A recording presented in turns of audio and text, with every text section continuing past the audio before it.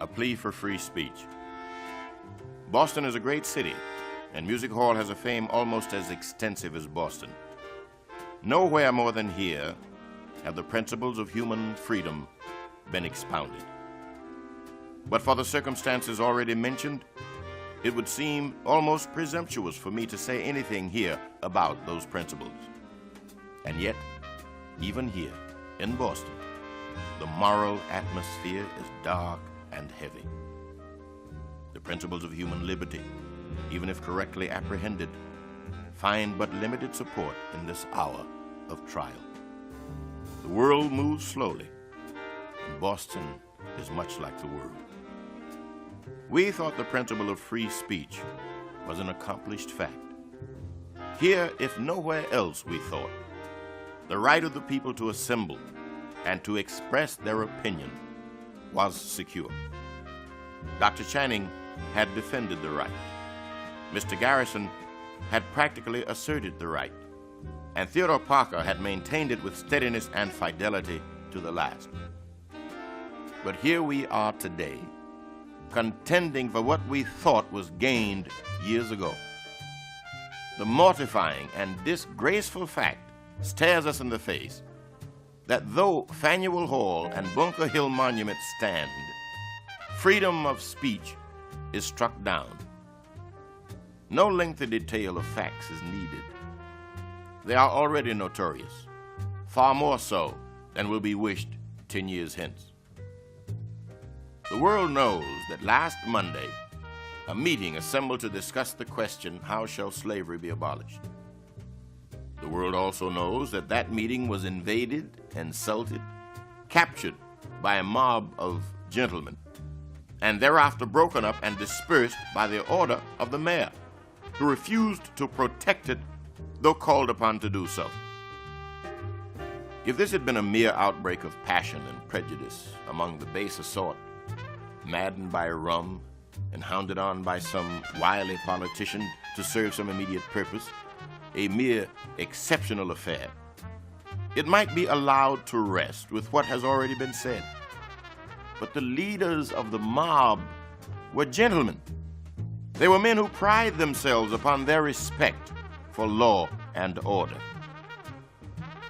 These gentlemen brought their respect for the law with them and proclaimed it loudly while in the very act of breaking the law. Theirs was the law of slavery.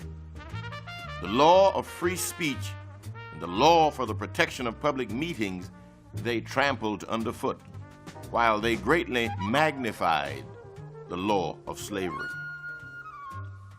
The scene was an instructive one. Men seldom see such a blending of the gentleman with the rowdy as was shown on that occasion. It proved that human nature is very much the same, whether in tarpaulin or broadcloth. Nevertheless, when gentlemen approach us in the character of lawless and abandoned loafers, assuming for the moment their manners and tempers, they have themselves to blame if they are estimated below their quality. No right was deemed by the fathers of the government more sacred than the right of speech.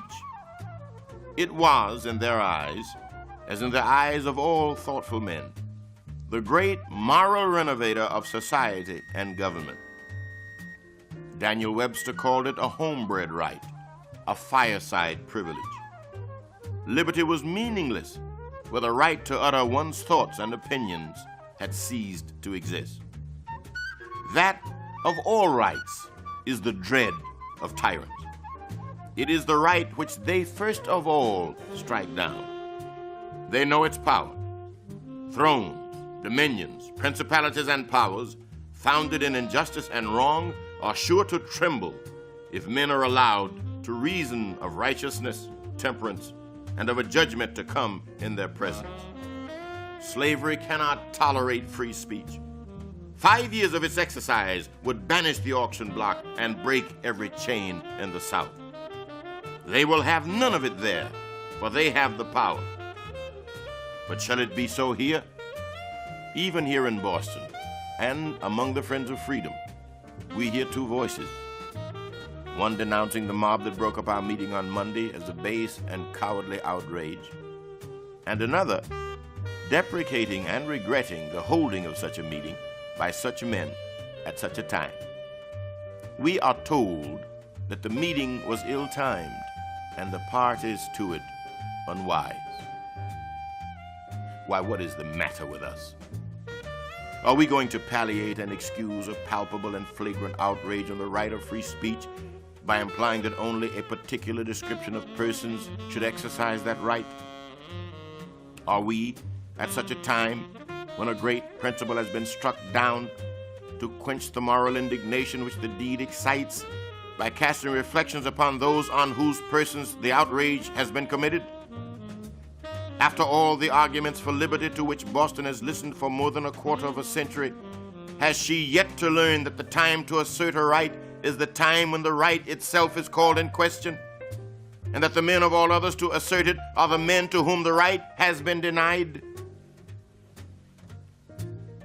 It would be no indication of the right of speech to prove that certain gentlemen of great distinction, eminent for their learning and ability, are allowed to freely express their opinions on all subjects, including the subject of slavery. Such a vindication would need itself to be vindicated. It would add insult to injury. Not even an old-fashioned abolition meeting could vindicate that right in Boston just now.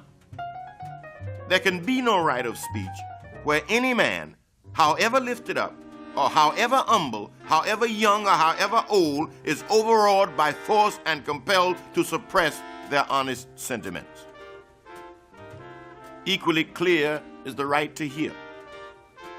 To suppress free speech is a double wrong. It violates the right of the hearer as well as those of the speaker. It is just as criminal to rob a man of his right to speak and hear as it would be to rob him of his money. I have no doubt that Boston will vindicate this right.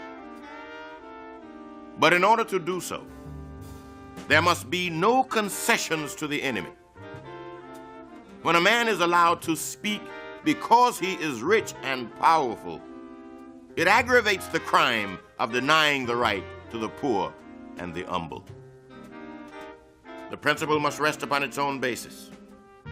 And until the right is accorded to the humblest as freely as to the most exalted citizen, the government of Boston is but an empty name and its freedom a mockery. A man's right to speak does not depend upon where he was born or upon his color. The simple quality of manhood is the solid basis of the right, and there let it rest forever.